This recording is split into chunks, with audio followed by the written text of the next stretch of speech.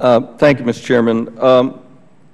Let's step back a moment. As I figure, the airlines and their customers contribute about 94% of the current revenues, and so I'm going to assume that those revenues are going to flow to the new ATO. So that's 12.8 billion in revenues. But if you are not assuming AIP, although you say you'll give excess money to GA airports, so I'll figure that in. I'll say you're taking half of AIP. So you're going to assume then costs of about 10.8 billion, and you've got 12.8 billion in current revenues. So there's 2 billion there. So you don't have to get efficiencies to pay for anything. But then the government ends up with the other half of AIP for small, medium, and large airports. The government ends up with certification, and it ends up with safety. All of that comes to about $5 billion if we assume that GA is funded by your excess revenues.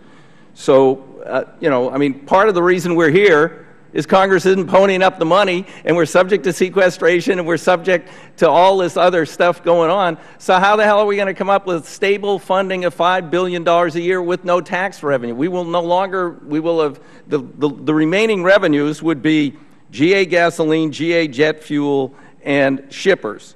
So that creates way less than $1 billion. So we're assuming that the government's going to pony up $4.5 billion, general funds, indefinitely, not subjected to sequestration, so we can have a good certification safety system, and we can continue to have small, mid-sized airports and large airports. How are we going to deal with that?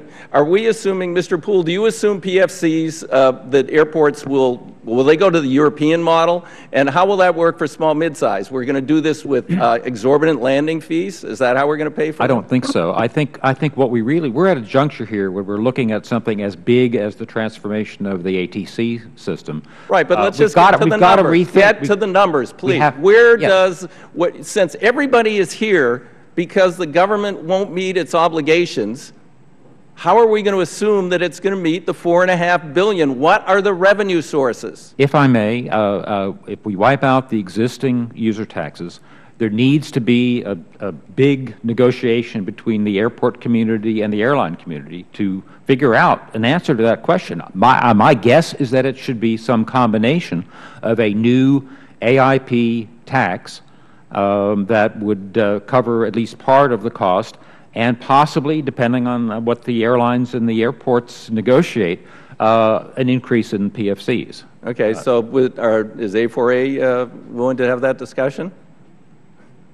I haven't been able to get it going so far.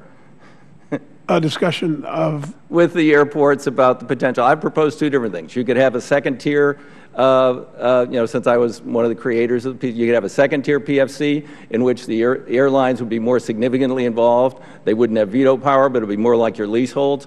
Or we could separate the big airports. That saves a bunch of money and allow them to have a higher PFC. But we've got to pay for that somehow. So, and if you don't want to have a dramatic increase in landing fees, how are we going to pay for that? Well, again, as it relates to the ATC system, we currently are paying and have agreed will continue to pay the same amounts we pay today, and those exceed the cost of the ATC system. Yeah, well, no, sir. But if I pointed out, actually, the costs you are assuming are $3 billion less than the revenues that currently flow from the airlines. So you're leaving the government with that extra $3 billion in costs without a revenue source. I'm parsing this up in a way, if we're going to fund AIP, right, and we're going to fund the safety, and we're going to do certification, that's $4.5 billion or so. And your revenues, the other things you're assuming of the current system, are less than the revenues you currently contribute. Yeah, Congressman, we need to work through this with you. Nothing in what we're trying to propose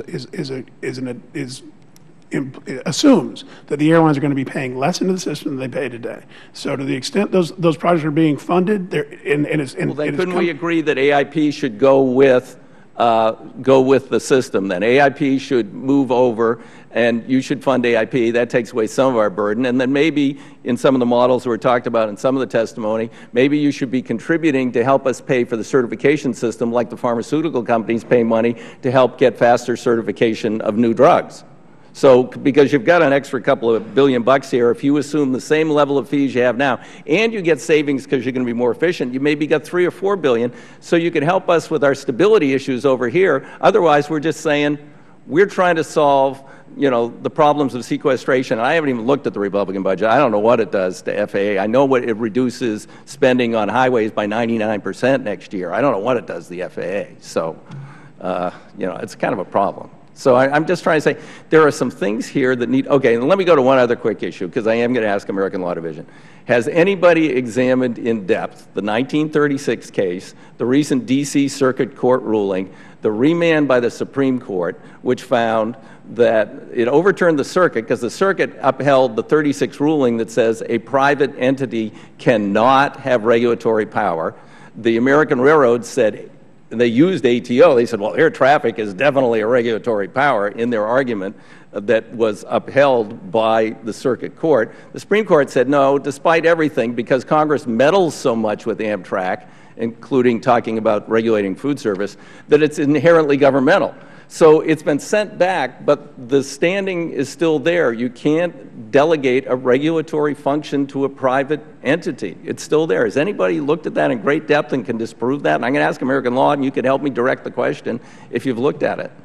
The gentleman's time has expired. Thank you, Mr. Chairman. I would like the panel to address it, because as I said